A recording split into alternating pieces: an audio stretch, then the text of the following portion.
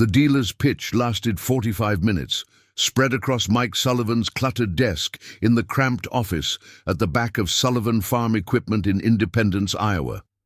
Financial projections, tax write-off calculations, productivity analyses. Mike had rehearsed this pitch 100 times, perfected it on dozens of farmers. It usually worked, but Leonard Hartman's answer, when it finally came, took exactly 5 seconds. No. Just that. One word. Flat. Final. It was October 15th, 1974, a cold Tuesday afternoon, and Leonard was sitting in the worn leather chair across from Mike's desk, his cap in his lap, his work boots leaving small clumps of dried mud on Mike's carpet. He'd driven 23 miles from his farm near Jessup to look at a new tractor Mike had been calling him about for 3 weeks.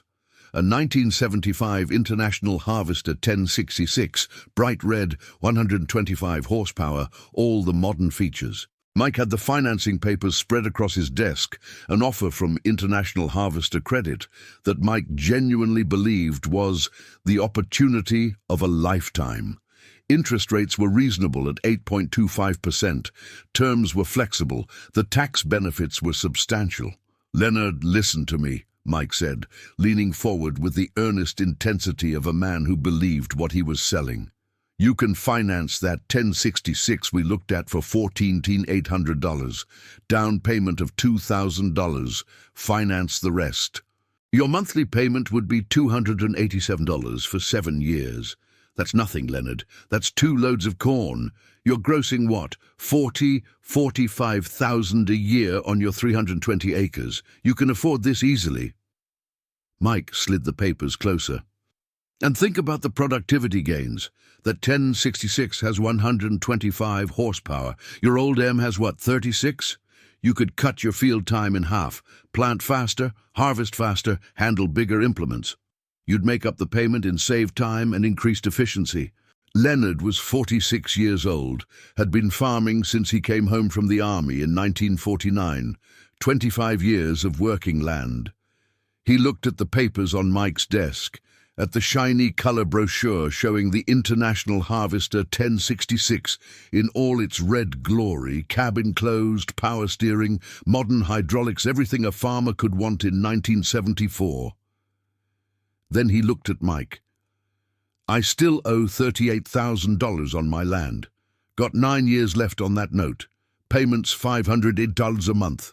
I'm not taking on equipment debt while I still have land debt. Can't do it." Mike sat back in his chair, exhaled slowly. This wasn't the first time they'd had this conversation. Leonard had been coming to Sullivan Farm Equipment for parts and service for 15 years, ever since he'd bought his 320 acres in 1965. Every year, like clockwork, Mike tried to sell him a new tractor. Every year, Leonard said no. "Leonard, that's stubborn thinking. That's Depression-era thinking. Your dad's generation, they were scared of debt because of what happened in the 30s. I understand that, I really do. But Leonard, this is 1974, not 1934. Things are different now. The economy's stable, crop prices are good, land values are going up. Debt isn't something to be afraid of anymore. It's a tool. You use it strategically to grow your operation." Mike was 42, had taken over Sullivan Farm Equipment from his father in 1969. He'd grown up in the business, understood farming, but he also understood modern finance. He believed in leveraged growth, in using credit to expand. That's what successful farmers did in 1974. "Debt is risk," Leonard said quietly. His voice was even, not defensive, just stating a fact as he saw it. "And I've got all the risk I can handle with that land note. Don't want more." Mike tried another angle, one he'd used successfully on other hesitant farmers. "What are you farming with now? That M you bought used, what, 20 years ago?" 23, 1951. Farmall M bought it in 1951 from a farmer near Waterloo. Paid $1,150 cash. Runs fine. Mike almost laughed. "Leonard, that tractor is 23 years old. 23 years. It doesn't have a cab, doesn't have power steering, doesn't have modern hydraulics or a synchronized transmission. No rollover protection. You're sitting out in the weather 12 hours a day. You're competing against farmers who have equipment from this decade, equipment that can do twice the work in half the time. He leaned forward again. How long you think you can keep that up? You're 46 now. Think you'll still want to be sitting on an open tractor when you're 56? 66! Leonard stood, picked up his cap. As long as it takes to pay off my land. Then we'll see about equipment. You're stubborn, Mike said, frustration creeping into his voice. That's what you are, just plain stubborn. You're leaving money on the table. You could be farming more efficiently, making more profit, building equity faster, but you won't because you're stubborn.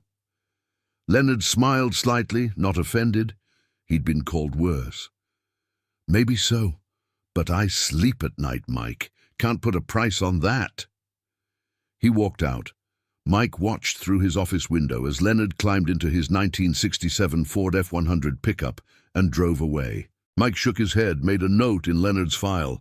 Refused financing again. Won't buy new, stubborn.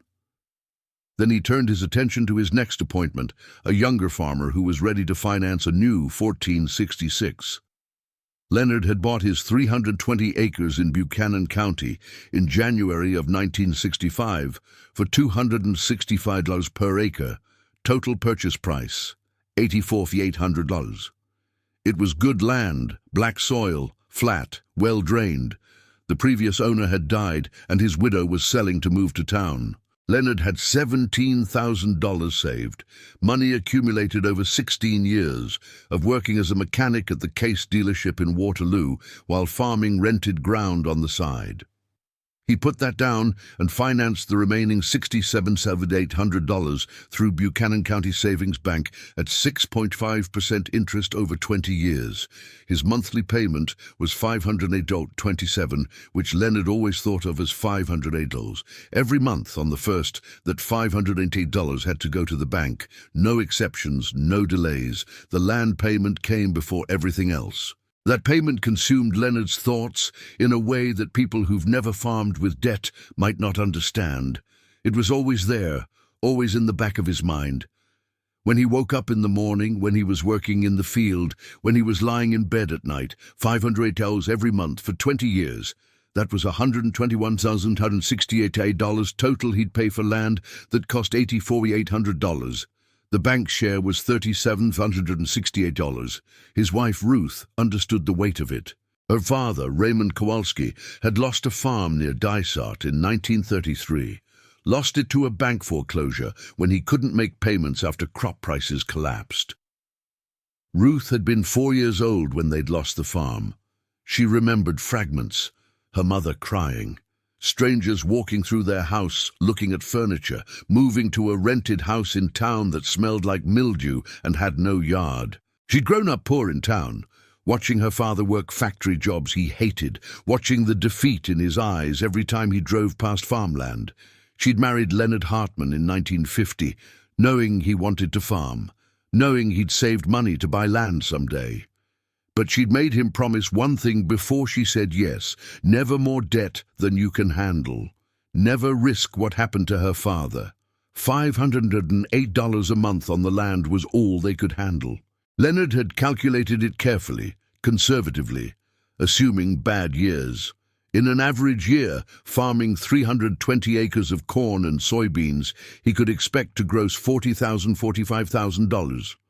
After seed costs, fertilizer, fuel, equipment repairs, insurance, property taxes, and basic living expenses for the family, he'd net somewhere around $15,000 to $18,000 in profit.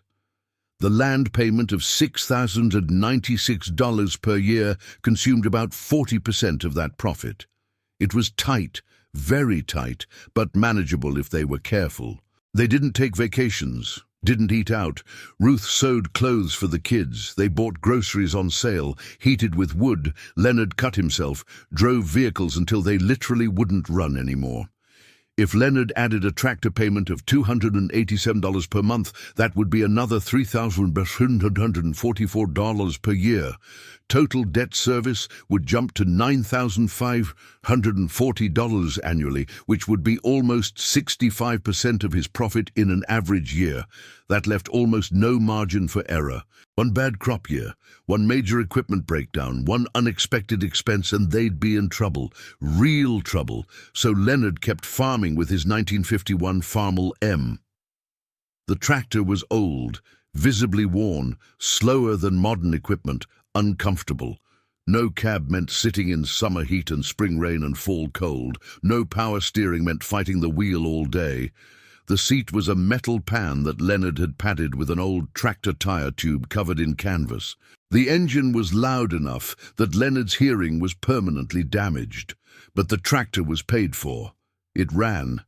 And every dollar Leonard didn't spend on a tractor payment was a dollar that could go toward paying off the land faster. In 1975, Leonard started making extra payments on his land note. The bank payment book said $508 per month, but Leonard started paying $700 whenever he could. That extra $192 accumulated over a year was $2,304 in additional principal. Over time, that would cut years off the loan and save thousands in interest.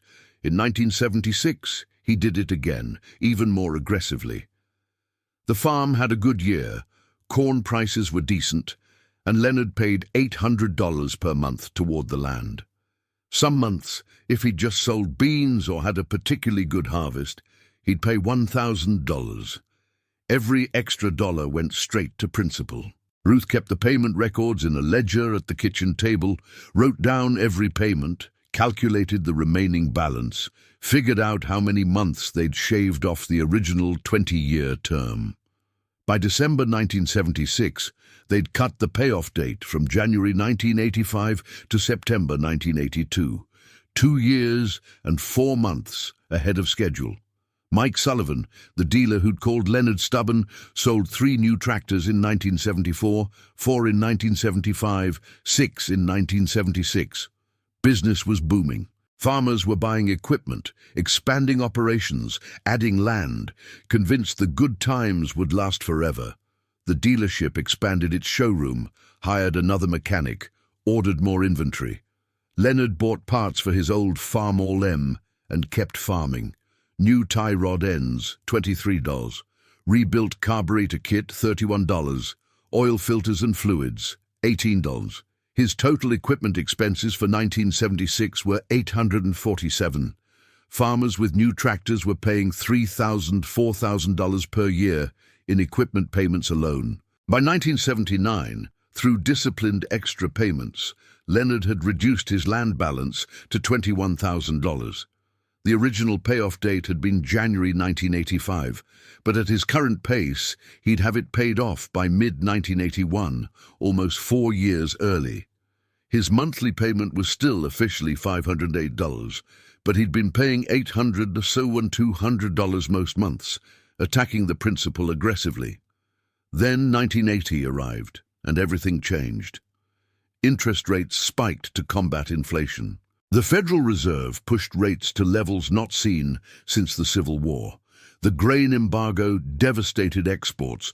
Corn prices fell from $320 to $240. Land values stopped climbing and started falling. Farmers who'd bought equipment in the mid-70s, who'd expanded on credit, who'd borrowed against rising land values, suddenly found themselves squeezed. Their debt hadn't changed, but their income had been cut in half. Their collateral was evaporating. By 1982, the full crisis was underway. Foreclosures accelerated. Every week the newspaper had more auction notices. Farms that had been in families for generations were being sold by banks. Equipment dealerships that had thrived during the boom were closing. Sullivan Farm Equipment sales dropped 80% from 1979 to 1982. Mike Sullivan laid off his second mechanic in early 1982, stopped ordering new inventory. By mid-1982, he was just trying to stay open, hoping the crisis would pass. Leonard kept farming with his 1951 Farmall M, now 31 years old. The tractor had outlasted dozens of newer machines, outlasted some of the farmers who'd bought those machines. Leonard maintained it meticulously, knew every bolt, every gasket, every sound it made. And he kept making payments on his land.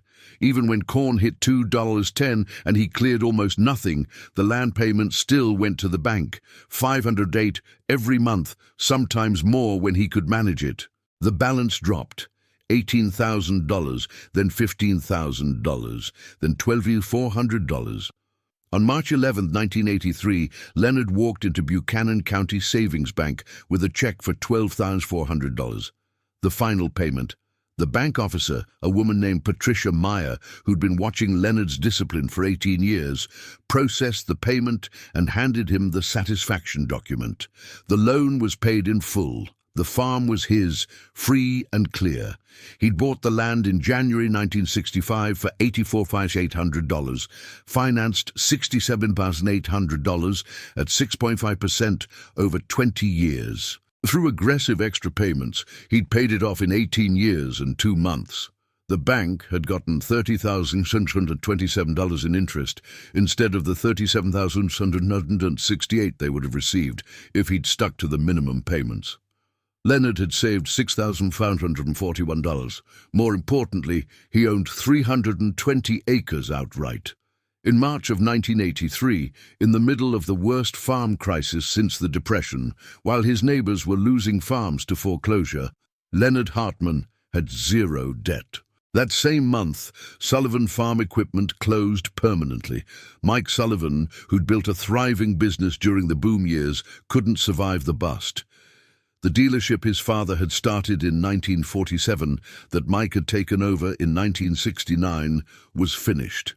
Mike ended up taking a job at the John Deere assembly plant in Waterloo, an hour commute each way, building tractors instead of selling them. Leonard farmed his paid-off land through the worst years of the crisis. 1983, 1984, 1985, when prices were terrible and half his neighbors were failing. He survived because he had no debt eating his income.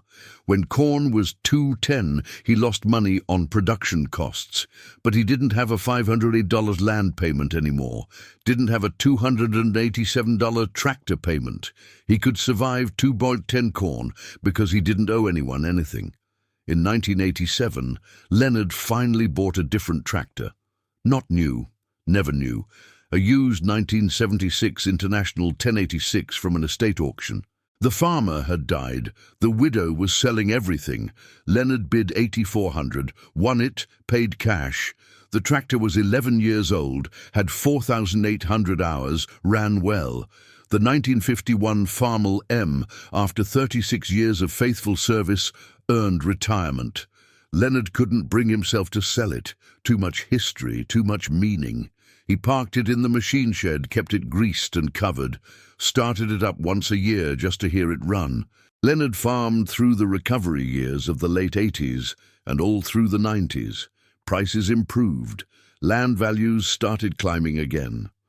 Farmers who'd survived the crisis were buying land from banks at reduced prices. Leonard considered expanding, but decided against it. 320 acres was enough. He was getting older, didn't need the stress of more ground. In 2001, at age 73, Leonard retired. He sold his 320 acres to a younger farmer for $2,000 per acre. Total sale, $672,000. The land he'd bought for $84,800 in 1965, struggled to pay off by 1983, was now worth almost 8 times what he'd paid. After taxes and settling his affairs, Leonard netted about $570,000 from the sale, plus he had substantial savings accumulated over decades of debt-free farming.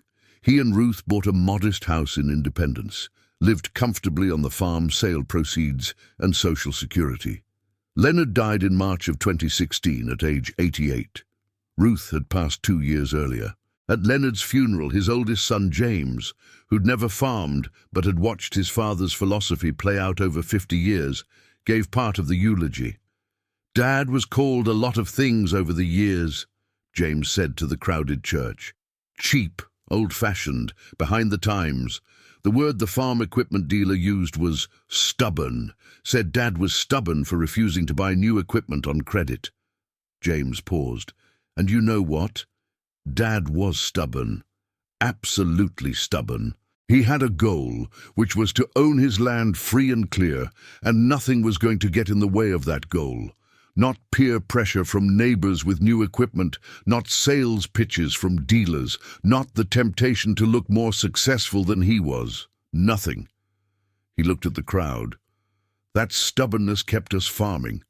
When the crisis hit in the early 80s and half the farms in this county went under, we survived.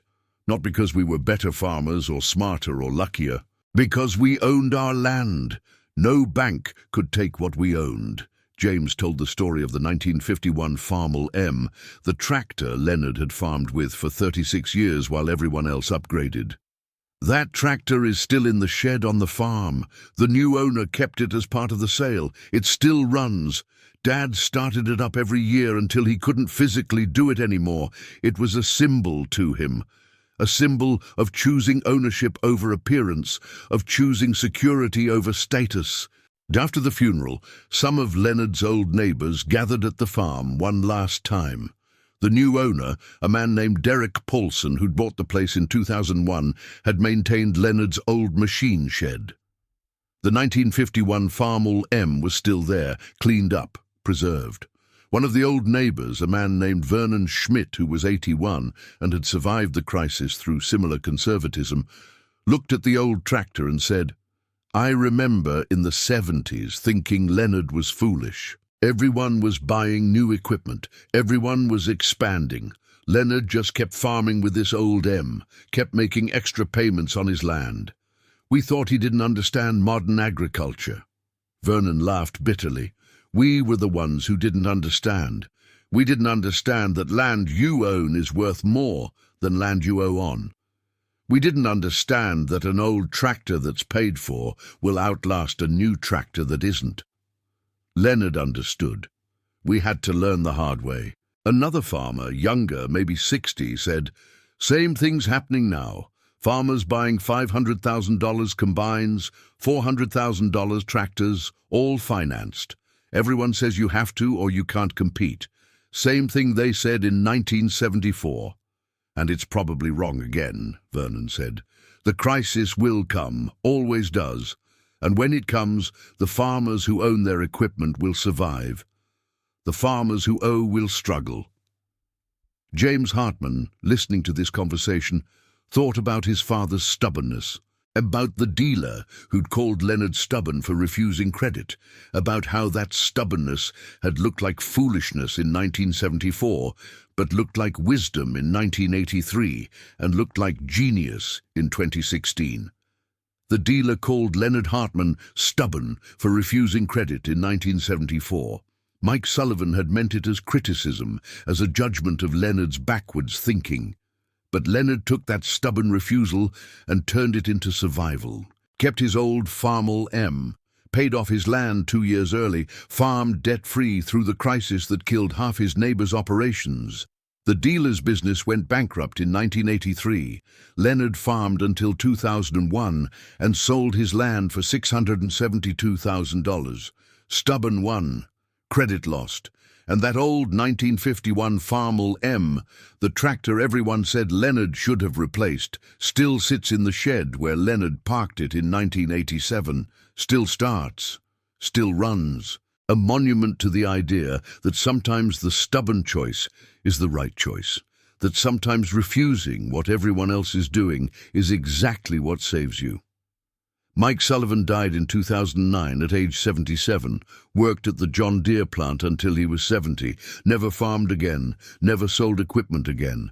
Leonard Hartman farmed for 52 years, retired wealthy, lived comfortably until 88. The man who called him stubborn lost. The stubborn man won. That's the whole story.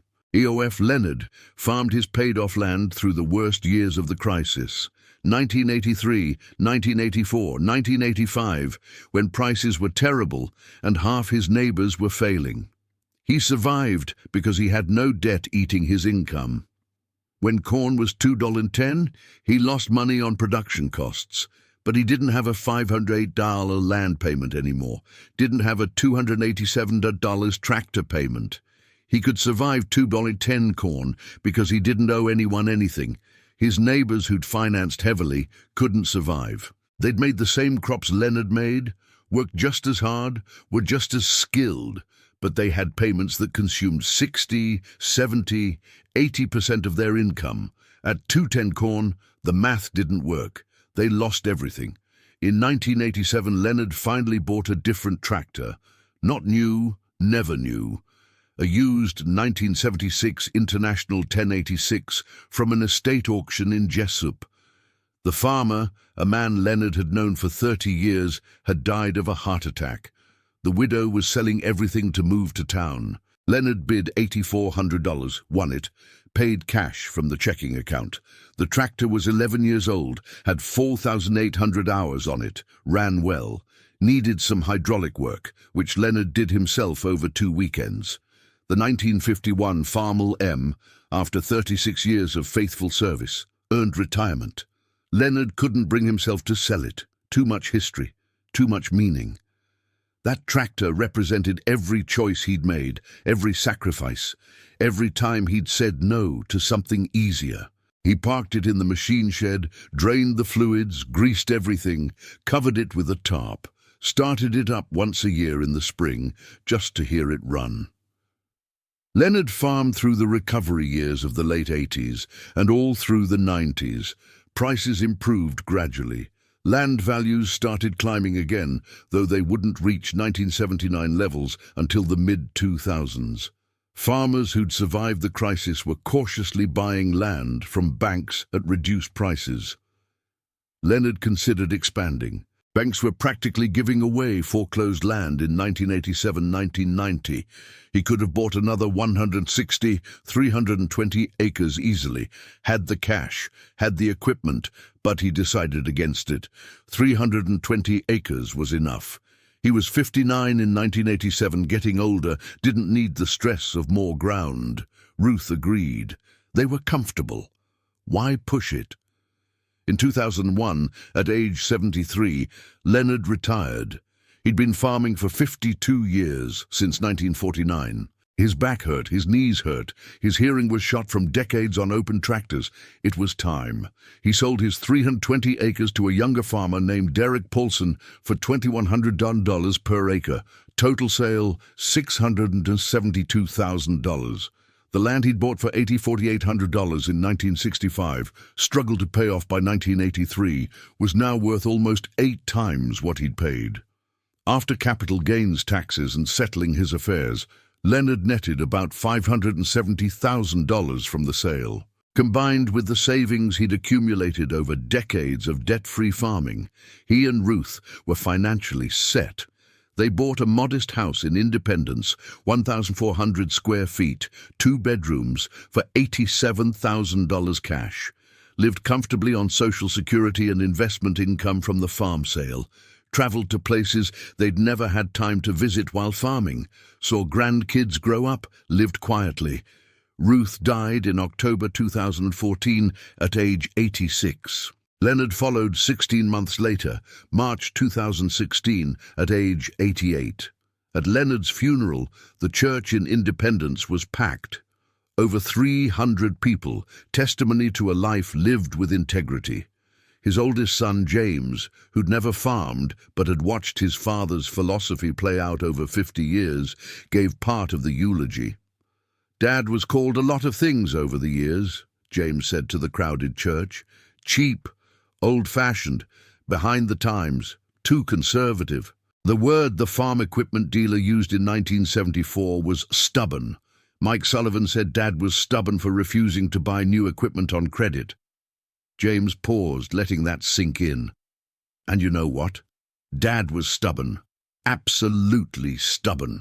He had a goal, which was to own his land free and clear, and nothing was going to get in the way of that goal. Not peer pressure from neighbors with shiny new tractors, not sales pitches from dealers who made it sound so easy. Not the temptation to look more successful than he was. Nothing. He looked at the crowd. That stubbornness kept us farming. When the crisis hit in the early 80s and half the farms in this county went under, we survived. Not because we were better farmers or smarter or luckier. We survived because we owned our land. No bank could take what we owned. And we owned it because Dad was too stubborn to take on debt he didn't absolutely need. James told the story of the 1951 Farmall M, the tractor Leonard had farmed with for 36 years, while everyone else upgraded every 5 or 7 years. That tractor is still on the farm. Derek Paulson kept it as part of the sale in 2001, maintains it, starts it up occasionally. Dad went out there a few times after he retired, just to see it, to sit on it one more time. It was a symbol to him, a symbol of choosing ownership over appearance, security over status, substance over show. After the funeral, some of Leonard's old neighbors gathered at the farm one last time. Derek Paulson, the current owner, had invited them. The 1951 Farmall M was still there in the machine shed, cleaned up, preserved, a museum piece now. Vernon Schmidt, 81 years old, one of the few who'd survived the crisis through similar conservatism, looked at the old tractor and smiled sadly. I remember in the mid-70s thinking Leonard was foolish. Everyone was buying new equipment. Modern tractors with cabs. Everyone was expanding, taking on debt, convinced prices would keep going up. Leonard just kept farming with this old M, kept making extra payments on his land. We thought he didn't understand modern agriculture. Vernon's voice got quiet. We were the ones who didn't understand. We didn't understand that land you own is worth infinitely more than land you owe on. We didn't understand that an old tractor that's paid for will outlast a new tractor that isn't. Leonard understood from day one. Some of us had to learn the hard way. Some of us didn't survive learning it. Another farmer spoke up, younger, maybe 60. It's happening again now.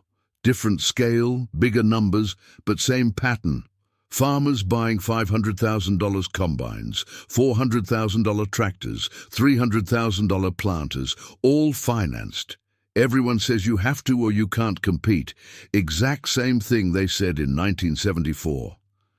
And it's probably wrong again, Vernon said. The crisis will come. Always does eventually. Could be 5 years, could be 15, but it'll come. And when it does, the farmers who own their equipment outright will survive. The farmers who owe will be in trouble. The dealer called Leonard Hartman stubborn for refusing credit in October 1974. Mike Sullivan had meant it as criticism, as a judgment of Leonard's backwards thinking, his refusal to embrace modern finance. But Leonard took that stubborn refusal and turned it into survival. Kept his old Farmall M for 36 years. Paid off his land 2 years early. Farmed debt-free through the crisis that killed 14% of Buchanan County's farms. Mike Sullivan's business went bankrupt in October 1982. Mike worked at the John Deere plant until he was 70, never farmed again, never sold equipment again. Died in 2009 at 77. Leonard Hartman farmed for 52 years, retired with $570,000 from his land sale, plus substantial savings, lived comfortably until 88. Stubborn won, credit lost. That's the whole story.